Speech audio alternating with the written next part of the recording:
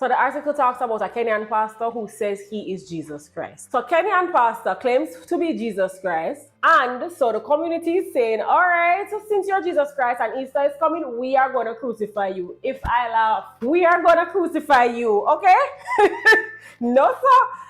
And he's like, no, why would you want to crucify me? He doesn't get it. What he did, he went to the police. So he went and was seeking help and protection from the police when he learned of this plan that these people in his community wanted to crucify him. Now I'm saying to myself, you are Jesus, you're not gonna need, you have power, you're not gonna need, right? Police to help you? Like, come on. And I'm saying, these followers of his, aren't they seeing that this is not Jesus because he's calling upon the police? I remember when the Pharisees came to stone Jesus at one point, he just disappeared in the crowd because he said, this is not my time, it's not time yet.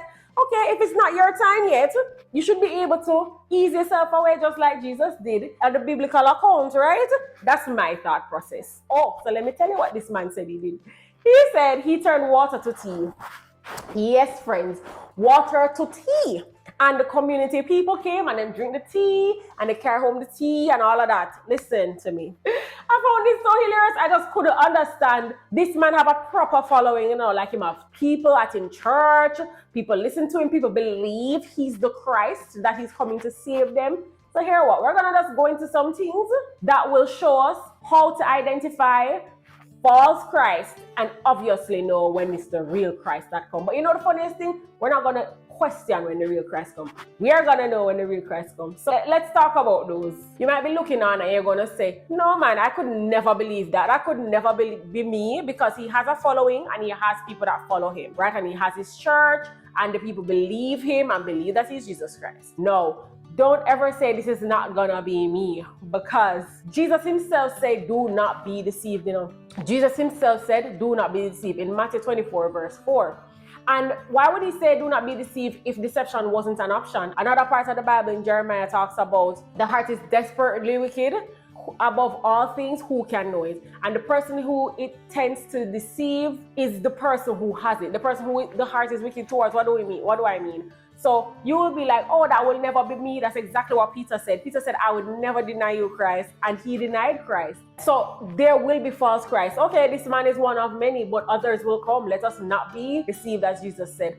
Also, just an example, you'll be like, okay, I see this man don't look like Jesus. What happens when somebody comes that look like Jesus, right? How do you differentiate? And John, who was Jesus' closest disciple, when the angel Gabriel came to him in Revelation 19:10 and in Revelation 22:8-9, you know what happened? John bowed down. And the angel Gabriel was like, no, I am just like you. Like, I am not God. I am just your brethren. Please do not bow down to me. Right? And John was so close to Jesus, yet still, the awe, the presence of the angel, because, they basically spend time in God's presence, and they, because they're in God's presence, they're going to have some of that glory, and that glory that he shone with, that light, was what made John feel like, whoa, I'm so sinful, I must bow down. This is, this being is everything. And the point of the matter is, John bowed down, so did Daniel. Daniel also bowed down in Daniel 8:15-17, the same angel. And please be mindful that Lucifer was the highest angel, even above Gabriel. Still, power-wise and everything, awesomeness. So if the devil were to come and impersonate Christ, what would happen? If these men who know Christ and are so close to Christ are bowing down to Gabriel, what would happen? So let us not be deceived and feel as though, oh, we would never get caught in this. Another thing as well, when Jesus is coming, of course, there's going to be the resurrection, right? That's something that we look for. 1 Thessalonians 4 verse 17 talks about the fact that when Jesus comes, the dead in Christ shall rise, and those who are alive will also be caught up to meet him in the air. So the point of the matter with this verse is to say, okay, it will be a worldwide event. It cannot miss you. Nobody's going to be around Kenya and going to be in New York, or going to be in Dubai, or going to be in Jamaica, or around a Kingston. No, everybody's going to see that Jesus comes. He even said, if they say the Christ is in the desert, don't go. If they say it's over there, don't go. Everybody's going to see him at the same time. I don't know that's going to happen, but that's up to God to do that, not us. That's not our duty to try and figure out the mysteries. He said what he said. Every eye will see him when he comes. Right? He's going to come with all the angels. This is not going to be no backdoor secret anything. You are going to know that Christ is here.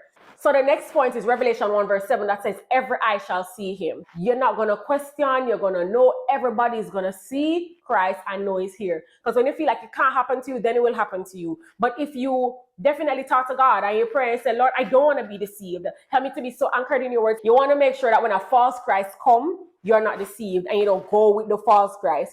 And you want to, and you're going to know that the resurrection is going to happen, like worldwide events. You can't miss it. Nobody's going to be like, oh, I was over there and I didn't hear. No, fam. I just found this article very hilarious that this man is claiming to be Jesus Christ. But let us not trick ourselves, guys. Let's not trick ourselves. More of this is to come. More people like him to say, and maybe even greater, doing miracles and healing people and more than that. So these are just two things: the resurrection and every eye seeing him and how it's a global event. But there are many other things that we can garner and glean in the Bible about Jesus is coming. Let us study to show ourselves approved. All right. See you at my next video.